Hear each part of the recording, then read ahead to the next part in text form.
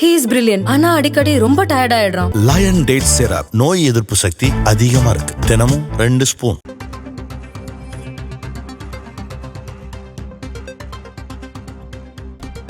தைலாபுரம் இல்லத்தில் நடைபெற்ற பேச்சுவார்த்தைக்கு பிறகு அன்புமணி ராமதாஸ் செய்தியாளர்களை சந்தித்து பேசியிருந்தார். சற்று நேரத்திற்கு முன்பாக நாம் அதனை பார்த்தோம். நேற்று நடைபெற்ற அந்த கருத்து மோதல், வார்த்தை மோதல் தொடர்பாக அவர் எதையும் சொல்ல விரும்பவில்லை என்பதாக தான் நமது புரிதல் இருக்கிறது. அன்புமணி ராமதாஸ் சற்று நேரத்திற்கு முன்பாக செய்தியாளர்களிடம் என்ன பேசினார் என்பதை மீண்டும் ஒரு முறை பார்க்கலாம். வருகின்ற சட்டமன்ற தேர்தலை பற்றி, சித்திரை முழு நிலவு மாநாட்டை பற்றி, ஜாதிவாரி கணக்கெடுப்பு சம்பந்தமான போராட்டங்கள், விவசாய மாநாட்டிற்கு பிறகு அடுத்த கட்டம் என்னென்ன போராட்டங்கள் எந்தெந்த பகுதியில் செய்யலாம் என்றெல்லாம் இன்று குழுவாக விவாதித்தோம். இந்த ஆண்டு எங்களுக்கு, வருகின்ற ஆண்டு எங்களுக்கு ஒரு மிக முக்கியமான ஒரு ஆண்டு. இந்த ஆண்டில் எங்களுடைய செயல் திட்டங்கள், அடுக்கடுக்காக போராட்டங்கள், மக்கள் விரோத ஆட்சி, இதை அகற்ற வேண்டும் என்று எங்களுடைய பொதுக்குழுவிலே தீர்மானம் நிறைவேற்றினோம். அதற்கேற்ப நடவடிக்கைகள் எல்லாம் எப்படி எடுக்க வேண்டும், ஜாதிவாரி கணக்கெடுப்பு, 10.5 விழுக்காடு இடஒதுக்கீடு போன்ற செயல் திட்டங்கள் எல்லாம் இன்று ஐயா தலைமையில் விவாதித்து அதற்கேற்ப நடவடிக்கைகள் இறங்கியிருக்கிறோம். சார், நேற்றைய தினம் மேடையிலேயே அந்த உங்க கோவத்தை பார்த்துதான் இவ்வளவு பெரிய ஒரு சர்ச்சை. அதுங்க, எங்க கட்சி ஒரு ஜனநாயக கட்சி. ஜனநாயக கட்சியில நடக்கின்ற பொதுக்குழு காரசாரமான விவாதங்கள் நடக்கிறது, எல்லா கட்சியும் நடக்கிறது தான் சகஜம். எங்களுக்கு ஐயா தான். அதனால இன்னைக்கு நாங்க ஐயா கிட்ட பேசிட்டு இருக்கிறோம். அதுதான் ஜனநாயக கட்சிங்க. இளைஞரணி தலைவராக அறிவிக்கப்பட்டவர் உங்களோட உறவினர். அதுக்கு அதாவது வெளிப்படையாக சொல்லியிருக்கீங்க.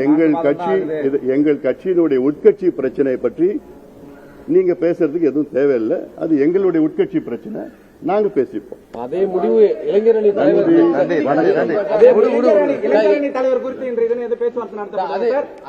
ஒரு கட்சிக்குள் காரசாரமான விவாதம் நடப்பதெல்லாம் சகஜம். எங்களுடைய கட்சி ஜனநாயக கட்சி, இது உட்கட்சி பிரச்சனை, இது தொடர்பாக வேறு யாரும் நீங்கள் எல்லாம் பேச வேண்டாம் என்று ஊடகத்தினரிடம் தெரிவித்திருக்கிறார் அன்புமணி ராமதாஸ்.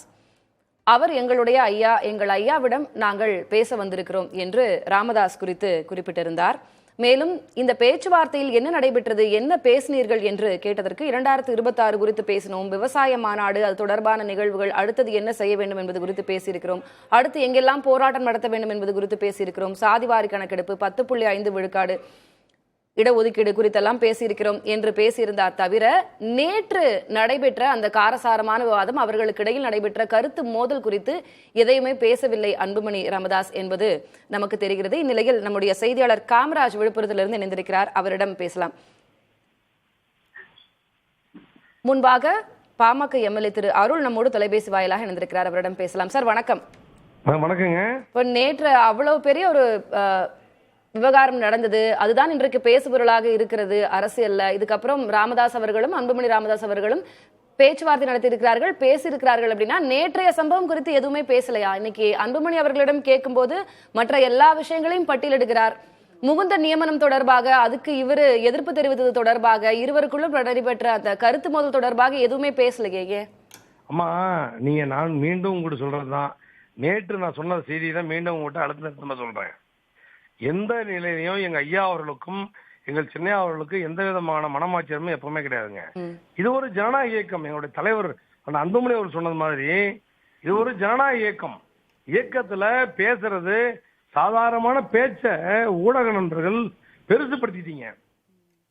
இதை தவிர வேற ஒண்ணுமே இல்லை. தவிர அப்படி இருந்திருந்தாங்க ஐயா, கட்சிக்குள்ளாக அல்லது அப்பா மகனுக்குள்ளாக தனிப்பட்ட முறையில பேசி முடிச்சிருக்க வேண்டிய ஒரு விவகாரம் பொது மேடையில, அதுவும் இவ்வளவு ஊடகத்தினர் முன்னாடி இப்படி வெளிப்பட வேண்டிய அளவு என்ன இருக்கிறது? அப்ப அவ்வளவு முரண்பாடு இருக்கா பாமகல?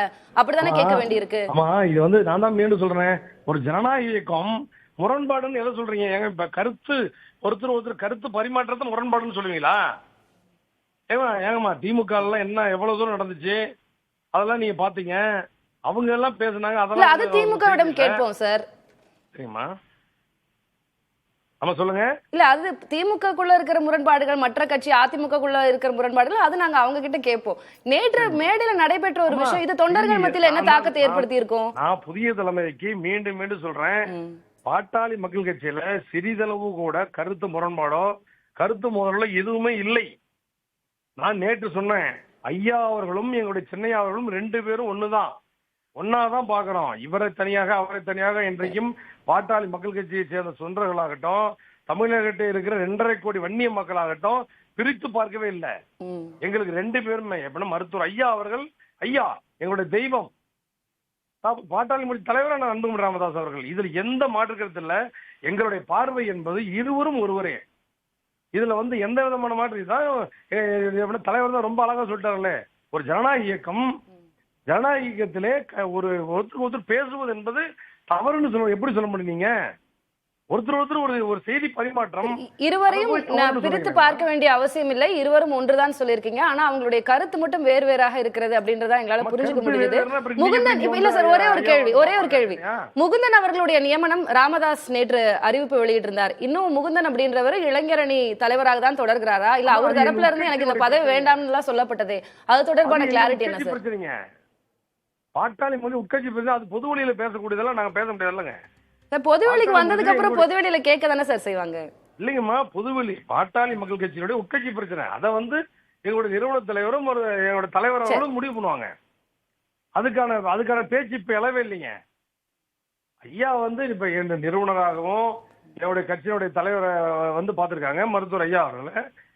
தந்தையும் மகன் பார்க்கிறார். இதுல உங்களுக்கு என்ன ஒரு செய்தின்னு எனக்கு புரியலைங்க.